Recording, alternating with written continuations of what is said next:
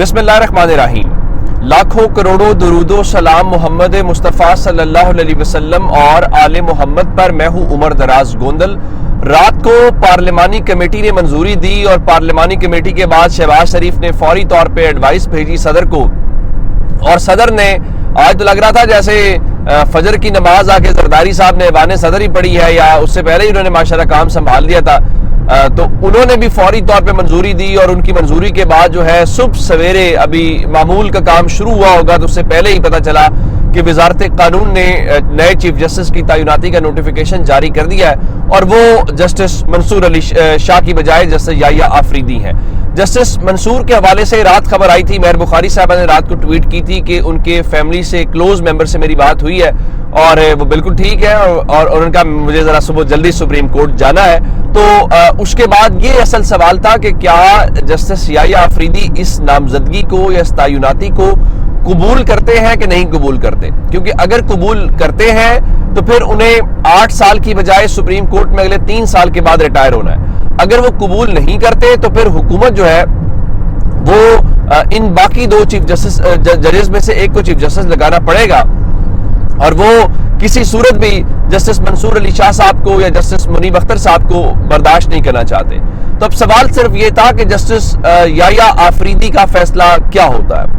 इस पे 2-3 खबरें आपको देनी चाहता हूं। पहली खबर तो ये है, बहुत सारे लोग बता रहे हैं कि उनका दावा ये है कि जब ये चीफ जस्टिस की तैनाती हो रही थी तो justice Yahya Afridi on board थे। जाहिर है ये दावा है, दावे की जो वो तस्दीक है वो अब हालात व वाक़यात या मौरख थोड़े टाइम के बाद ही बता सकता है, फौरी तौर पे तो कोई इसके ऊपर हो नहीं सकता। नंबर 1।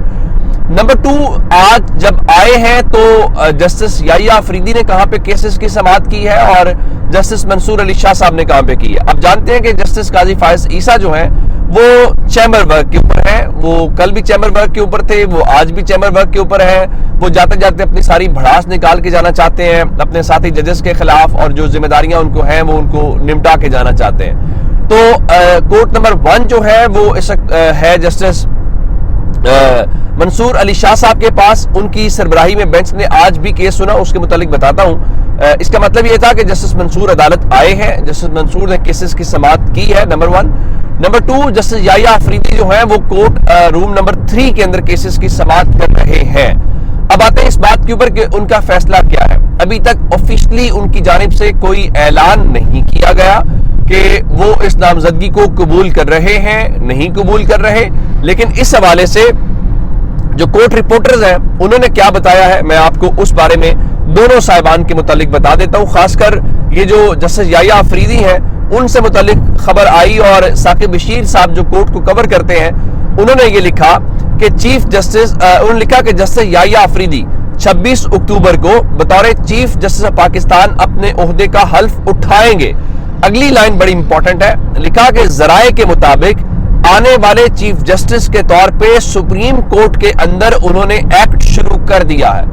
यानी साकिब बशीर साहब की खबर यह है कि वो इनडायरेक्टली जो है यूं लग रहा है कि जैसे याहिया आफरीदी ने जैसे ये नामजदगी कबूल कर ली है और उन्होंने सुप्रीम कोर्ट के अंदर एक्ट शुरू कर दिया है। वो एक्ट से मुराद क्या है मैं आपको बता देता हूं कि जो जस्टिस याहिया आफरीदी हैं उनको टीम चाहिए होगी। उन्हें रजिस्ट्रार, क्या वो जजीला साहिबा के साथ ही कंटिन्यू करेंगे, वो अपने किसी रजिस्ट्रार को अपॉइंट करेंगे या बाकी क्या है। और जाहिर है जब आपको मुबारकबादें मिल रही होंगी रात से ही तो उसके ऊपर आपका क्या रिएक्शन है ये भी सब जानते हैं। अब लोगों ने तवक्कुआत लगाई क्यों कि जस्टिस याहिया आफरीदी जो है वो नामजदगी की शायद कबूल ना करें। उसकी वजह एक ये भी है, अगर आपको याद हो कि जब हालिया प्रैक्टिस एंड प्रोसीजर कमेटी बनी तो उसमें काजी फायज ईसा के बकौल उन्होंने याहिया आफरीदी साहब से ये कहा था कि वो तीसरे मेंबर के तौर के ऊपर आ जाए, यानी जिसपे काजी फायज ईसा थे, मंसूर अली शाह थे, तो तीसरे नंबर के ऊपर उनका जी आप आ जाएं जस्टिस याहिया आफरीदी। तो काजी फायज ईसा के बकौल जस्टिस याहिया आफरीदी जो है उन्होंने इससे माजरत कर ली थी। तो लोगों ने कहा कि देखिए जब मुनीब साहब को निकाला गया तो काजी साहब ने याहिया साहब ने अपने आप को रेस्क्यू कर लिया, वो उसका पार्ट नहीं बने, तो इसलिए मुमकिन ये है कि वो इसका पार्ट नहीं बनेंगे। लेकिन अब लग ये रहा है, जिस तरह मैंने आपको शुरू में बताया, कि वो कह रहे हैं कि लोग कि वो ऑन बोर्ड थे। दूसरे नंबर के ऊपर बहुत सारे लोगों का ख्याल या राय ये है کہ ان کو یہ نامزدگی قبول نہیں کرنی چاہیے اور ان کو اس بارے میں جو ہے وہ وہی کردار ادا کرنا چاہیے جو جسٹس رانا بھگوان داس کا کردار تھا۔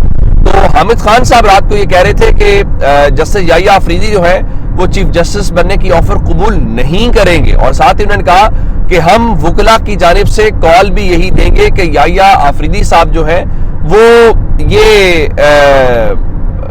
جو نامزدگی ہے اس کو قبول نہ کریں۔ اور میں آپ کو بتا دیتا ہوں کہ لاہور ہائی کورٹ بار ایسوسی ایشن جو ہے شاید آغاز اس سے ہوگا۔ انہوں نے آج پریس کانفرنس بلا لی ہے جس میں انہوں نے کہا ہے، جو 2 نکات بتائے ہیں کہ 26ویں غیر آئینی ترمیم پیکج کی منظوری کے خلاف، نمبر 2 جسٹس یحییٰ آفریدی جونیئر جج کو بطور چیف جسٹس آف پاکستان تعینات کیے جانے کے خلاف آج انہوں نے پریس کانفرنس کرنی ہے۔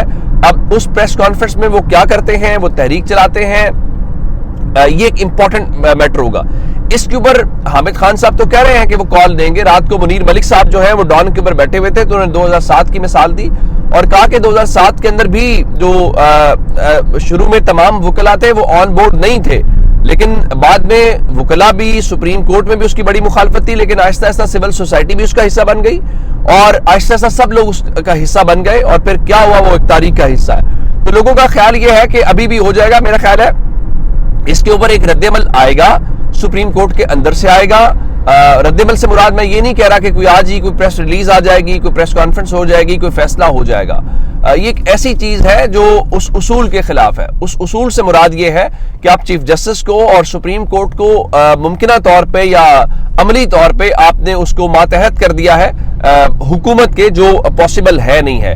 تو اب رات کو ریاست علی آزاد جو صدر ہیں اسلام آباد ہائی کورٹ بار ایسوسی ایشن کے، وہ بھی یہی کہہ رہے تھے کہ 2-3 ججز کو چھوڑ کے عدلیہ پوری کی پوری یکسو ہے، عدلیہ اس بات کو سمجھتی ہے۔ اور میں آپ کو ایک اور بات بتاؤں، کوئی شخص بھی اپنے اختیارات جو ہے وہ نہیں جانے دینا چاہتا، تو عدلیہ کو بھی اس بات کا اندازہ ہے۔ اب آتے ہیں اس بات کے اوپر کہ یہ تو ہوگی جسٹس یحییٰ آفریدی کی، جسٹس منصور علی شاہ صاحب کے حوالے سے بھی سن لی تھی۔ میں نے آپ کو بتایا کہ وہ کورٹ روم نمبر 1 کے اندر تھے اور اس میں وہ جو بتایا گیا کہ منصور علی شاہ صاحب جو ہے وہ روایتی طور پہ چہرے پہ جو ان کی مسکراہٹ ہوتی ہے وہ مسکراہٹ کے جذبے کے ساتھ ہی آج سماعت کر رہے تھے، جس کا مطلب یہ تھا کہ شاید انہیں کوئی اس قسم کی چیز نہیں ہے یا رد عمل نہیں ہے۔ ایون انہوں نے آج درخواست ایک سنی ہے اور یہ درخواست تھی وزارت پیٹرولیم نیچرل ریسورسز کے کچھ جو ملازمین ہیں، برطرف ملازمین، ان کے حوالے سے ایک آئینی درخواست تھی اور اس میں جسٹس منصور بھی تھے اور جسٹس عائشہ ملک صاحبہ بھی تھی۔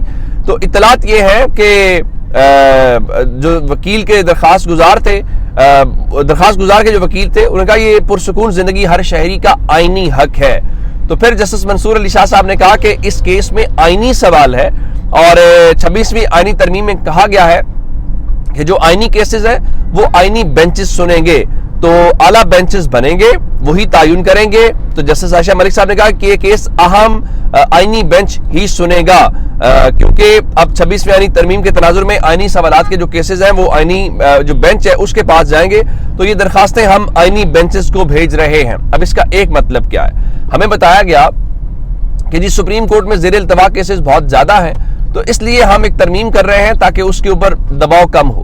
اب دوسری خبر یہ ہے کہ اگر آپ یہ کریں گے کہ ہر کیس آپ لگا لیں گے کہ جناب یہ آئینی معاملہ ہے یا آئینی ترمیم ہے یا آئین کے اوپر جا رہا ہے، تو وہ جو زیر التوا والا منجن بیچا جا رہا تھا وہ تو نہیں ہوگا۔ تو مجھے یوں لگ رہا ہے کہ اب تو ہر کیس آئے گا وہ بھیج دیں گے آئینی بینچ کے پاس، تو یہ زیر التوا کیسز جو 60,000 سے زائد ہے یہ تو کہیں 1,60,000 کے اوپر نہ پہنچ جائیں۔